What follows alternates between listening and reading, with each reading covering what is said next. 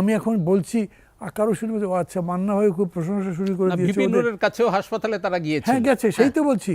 আমি বলছি যে অনেকে বলতে পারে যে আচ্ছা প্রশংসা শুরু করে দিয়েছে, কিন্তু আপনি একটা ভালো জিনিসের প্রশংসা না করলেই সেটা যে আটকে থাকবে এরকম তো না।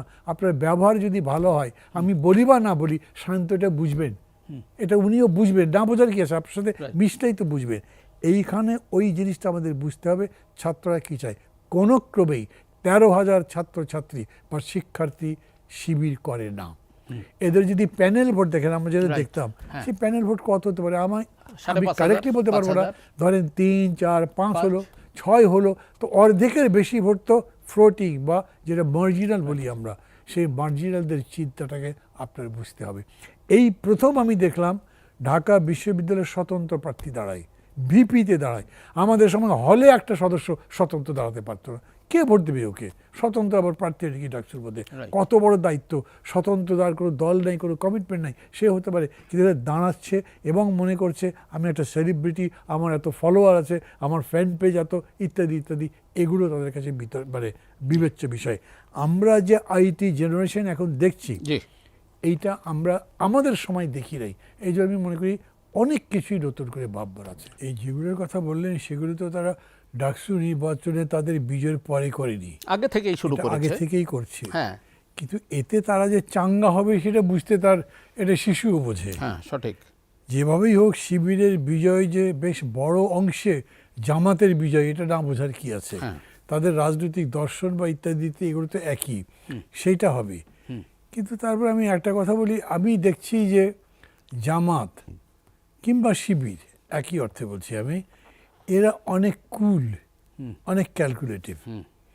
যেমন আমি মানে একটু অপ্রাসঙ্গিক মনে হতে পারে আপনাদের কাছে, এই সময় ডাকসু নির্বাচন হতে পারবে বা এটা হবে, কর্তৃপক্ষ সিদ্ধান্ত নেবে, আমি তা মনে করিনি।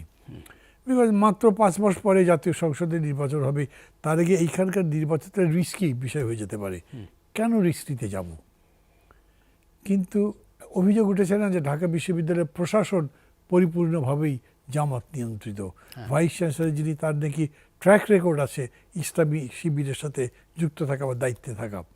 আমি অভিযোগ করছি, আমি জানি না, কিন্তু আমি শুনেছি খুব দৃঢ়ভাবে, অনেকে আমাকে বলেছেন। তো তারা এই সব কিছু হিসাব করেই হয়তো ইলেকশনটা দিয়েছে। আজকে প্রথম আলোতে একটা নিউজ করেছে যে এই যে শিবিরের বিজয়, সেটা হচ্ছে তাদের দীর্ঘদিন ধরে ধারাবাহিক পরিশ্রমের ফসল। এটাও কারেক্ট মনে হয়।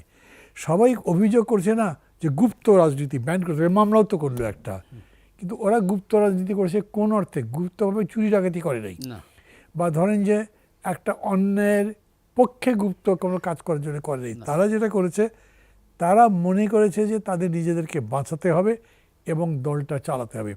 সায়ন্ত একটু আগে বললো না যে তারা তো ছাত্রলীগের সাথে মিশে মিশেই নামাজ পড়েছে, মিশেছে, ওদের সাথে তাদের সুখে দুঃখে থেকেছে, সাহায্য টাহ্য করেছে। ছাত্রলীগের কমিটির গুরুত্বপূর্ণ পদগুলো তো তাদের তো ভিপিজিএস এর নামও এরকম অভিযোগ উঠেছিল।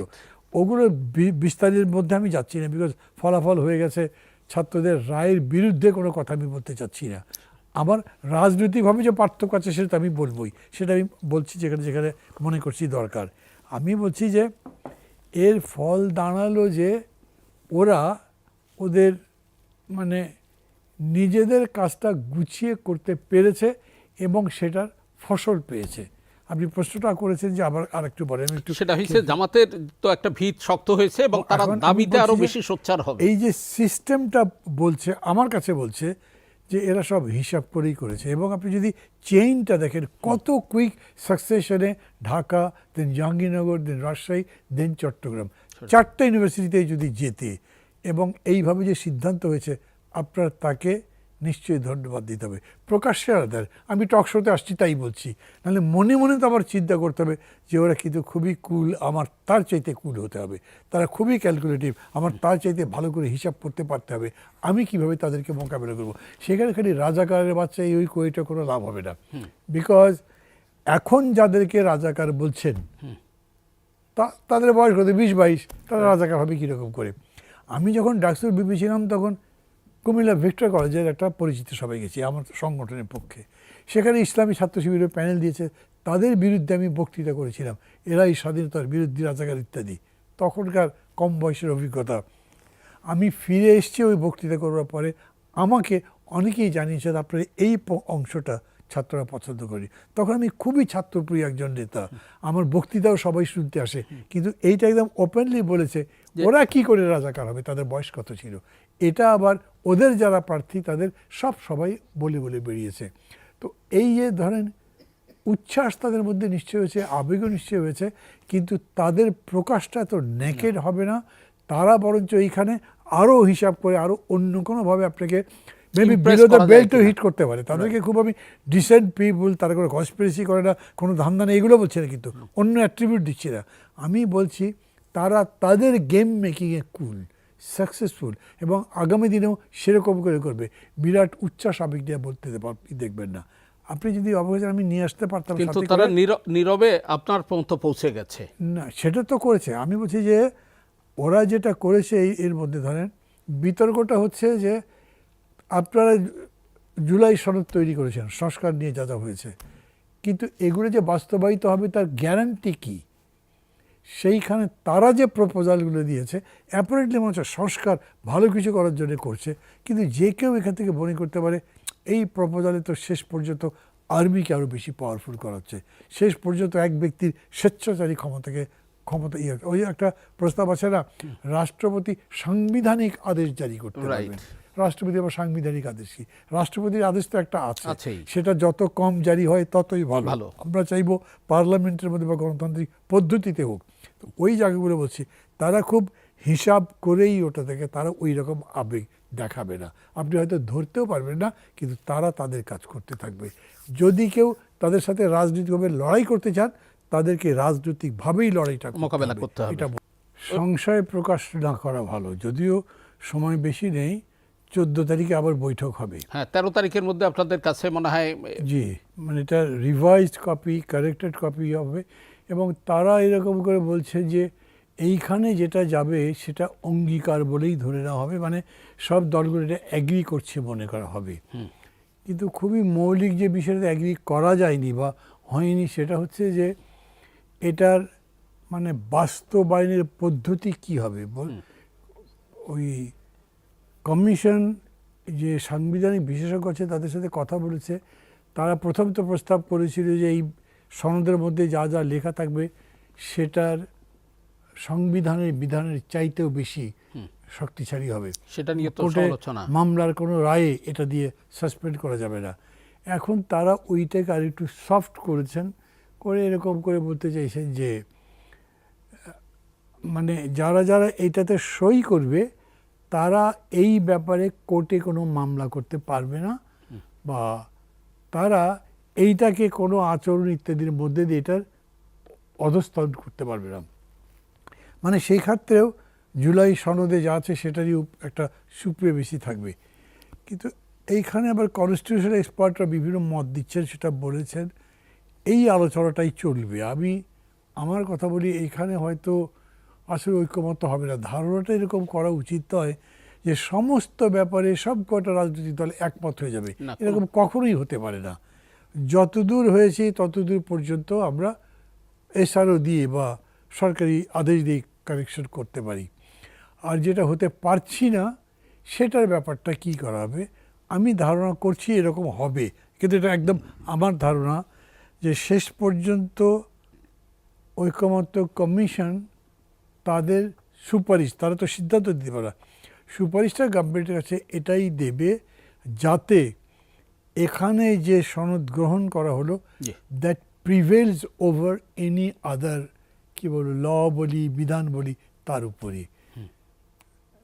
এইটা এক ধরনের এরকম করে বলা যায় যে যারা এই বিধানের পক্ষে খুব দৃঢ়ভাবে কথাবার্তা বলছেন, ইনক্লুডিং জামাত, যাদের নিয়ে এত কথাবার্তা হলো, এবং বিএনপি আবার ওখানে মনে করে যে এখানে আমাদের কমিটমেন্টটাই বড়, সংসদের উপরে কিছু নেই, আগামীতে যে সংসদ হবে সেটাই সার্বভৌম হবে, কোনো বিধান সার্বভৌম হতে পারে না।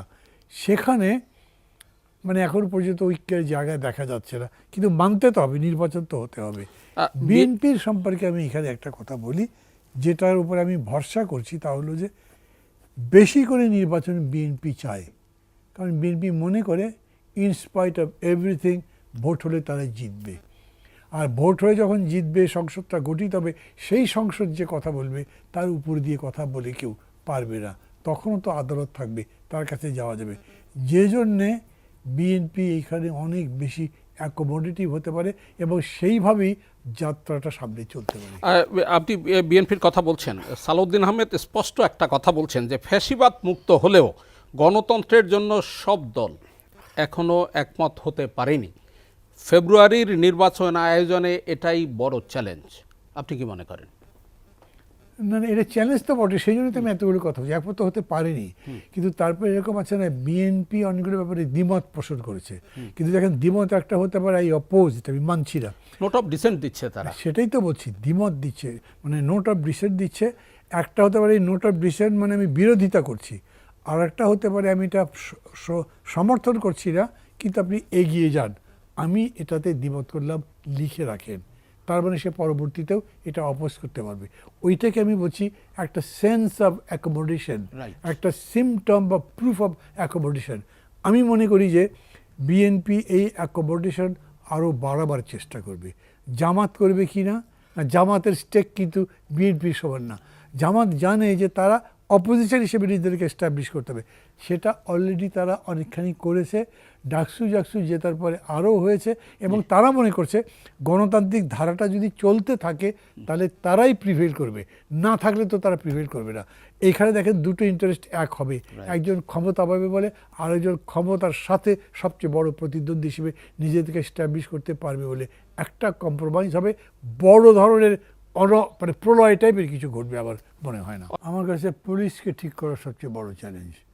আর যদি খুবই পরিশীলিতভাবে বলি, তাহলে আমি বলবো যারা নির্বাচনটাকে পরিচালনা করবে তারা নিজেরাই চ্যালেঞ্জ। সুতরাং